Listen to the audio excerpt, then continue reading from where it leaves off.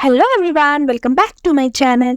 मैं आज आप लोगों के लिए एक न्यू ड्रामा लेकर आई हूँ जिसका नाम है रेडी फॉर लव।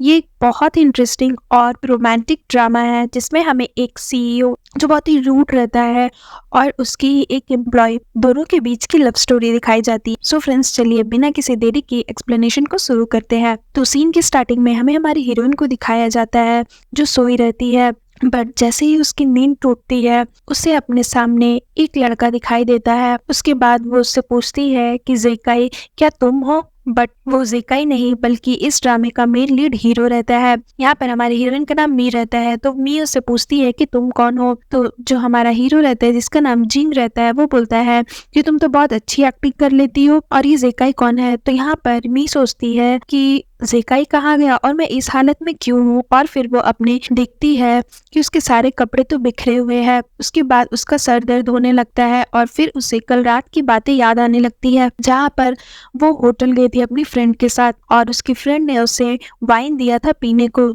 और उसकी फ्रेंड ने उसे ये कहा था कि तुम और ज़ेकाई बहुत सालों से रिलेशनशिप में हो, तो मैंने तुम लोगों के लिए एक रूम बुक कर दिया है, तुम लोग अपना क्वालिटी टाइम स्पेंड कर लो। और ये कहकर उसकी फ्रेंड उसे उस रूम की चाबी दे देती है। और क्योंकि मी ने बहुत ज़्यादा वाइन पी ली होती है इसलिए वो अच्छे से चल भी नहीं पा रही होती है और उसकी फ्रेंड उसे ले जाकर रूम में छोड़ देती है। बट जैसे ही वो रूम में आती है, जो हमारा हीरो रहता है इस ड्रामे का वो भी उसी रूम में रहता है।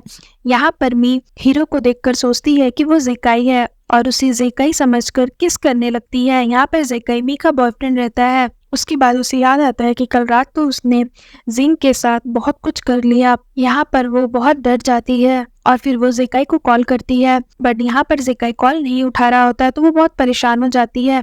तभी यहाँ पर जिंग उसे चेक फेंक कर देता है और बोलता है कि ये पैसे लो और यहाँ से निकलो और किसी को ये मत बताना कि कल रात हमारे बीच क्या हुआ था और तुम भी ऐसा प्रिटेंड करना जैसे कुछ नहीं हुआ था। तो यहाँ पर मी बोलती है ये तुम कैसी बातें कर रहे हो? तो जिंग उसे बोलता है कि ये 5 मिलियन वॉन लो और निकलो और अपने लिए कुछ अच्छी सी जॉब सर्च कर लेना। अगर तुम्हें समझ नहीं आ रहा है तो क्या मैं डायरेक्ट बोलूं कि तुम किस तरह का जॉब करती हो? उसके बाद वो उसे एक और चेक देता है और बोलता है कि तुमने मुझे जो सीड्यूस किया था उसके लिए तो तुम्हें बहुत ज़्यादा मेहनत करनी पड़ी होगी ना, तो लो और 5 मिलियन लो। तो यहाँ पर मी बोलती है कि तुम क्या बोल रहे हो, मैं तो तुम्हें जानती भी नहीं हूँ और फिर वो उसे पिलो से मारने लगती है। तभी जिंग गुस्सा हो जाता है और बोलता है कि ये सारी लड़कियां मुझसे क्लोज आने की कोशिश करती है और मैंने तुम्हारे साथ सब कुछ कर लिया, तो तुम अपने आप को लकी समझो और ये पैसे लो और यहाँ से निकलो और फिर अपना ये चेहरा मुझे दोबारा मत दिखाना। उसके बाद हमें यहाँ पर ज़ेकाई को दिखाया जाता है जहाँ पर ज़ेकाई का मैनेजर उसे कॉल करके बोलता है कि ज़ेकाई तुम कहाँ पर हो, बहुत दिन से तुम ऑफिस नहीं आ रहे हो।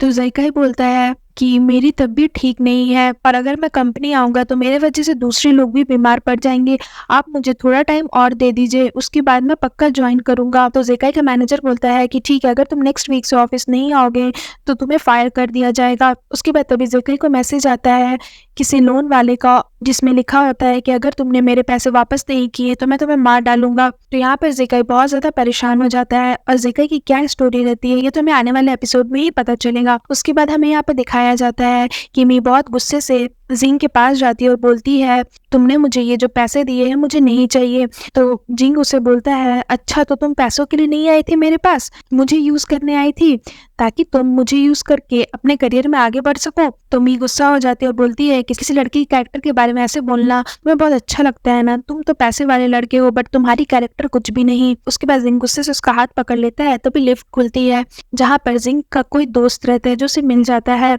और वो उसे बोलता है कि अच्छा ये तुम्हारी गर्लफ्रेंड है? मी बोलती है कि नहीं, मैं इसकी गर्लफ्रेंड नहीं हूँ। तभी जिंग उसके फेस के सामने जाता है और उसे बोलता है कि चुप रहो, मैं जो बोल रहा हूँ मुझे बोलने दो, बीच में इंटरप्ट मत करो, क्योंकि ये पूरे चाइना का सबसे बेस्ट ज्वेलरी डिजाइनर है। तो तुम चाहती हो क्या कि ये ऐसा समझे कि तुम मेरे साथ वन नाइट स्टैंड करने आई थी और तुम्हें ऑकवर्ड फील हो, इसलिए तुम चुपचाप खड़ी रहो। उसके बाद जिंग अपने फ्रेंड को बोलता है कि नहीं, ये मेरी गर्लफ्रेंड नहीं है, ये मेरी फियांसे है। उसके बाद जिंग बोलता है मैंने सुना है कि तुम सबसे टॉप ज्वेलरी बनाते हो पूरे चाइना में, तो मैं आशा करता हूँ कि हम लोग फ्यूचर में एक साथ काम करेंगे। उसके बाद जैसे ही उसका दोस्त चला जाता है, यहाँ पर जिंग बोलता है मी को कि कुछ देर के बाद मैंने कार जहाँ पार्क की है वहाँ तुम आ जाना, क्योंकि मैंने अभी जस्ट उसे बोला है कि तुम मेरे फियांसे हो, तो मैं तुम्हें ऐसे छोड़ नहीं सकता, क्योंकि अगर वो देख लेगा तो क्या सोचेगा। उसके बाद यहाँ पर मी जिंग के दिए हुए चेक को वापस लौटाती है। यहाँ पर मी को तभी उसकी मॉम का कॉल आता है और वो बहुत ज़्यादा शॉक्ड हो जाती है। अब उसकी मॉम उसे कॉल पर क्या बोलती है कि वो बहुत ज़्यादा डर जाती है, ये तो मैं आपको नेक्स्ट एपिसोड में ही बताऊंगी। और एपिसोड 1 यहीं पर खत्म हो जाता है। सो फ्रेंड्स, अगर आपको ये ड्रामा अच्छी लगी हो तो प्लीज़ मेरे वीडियो को लाइक करिएगा, मेरे चैनल को सब्सक्राइब करिएगा। मैं जल्द इसका न्यू एपिसोड लेकर के आऊँगी, तो उसके लिए वेट करिएगा। सो फ्रेंड्स, आज के लिए बाय बाय, मिलते हैं फिर से एक न्यू वीडियो के साथ।